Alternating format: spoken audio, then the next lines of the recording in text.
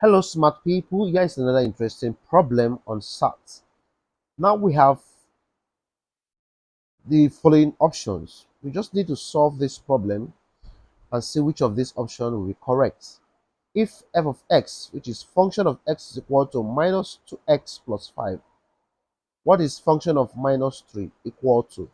So this is very simple, and the quickest way you need to follow this is to say that since we have function of x equal to this, and then you're asked to find the function of minus 3x. It means minus 3x to substitute for x.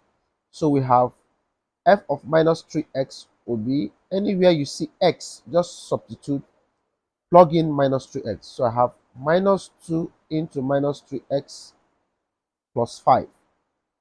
So what will be this? Minus minus will give you plus. 2 times 3 will be 6x plus 5. So this is the answer. The option for this is B.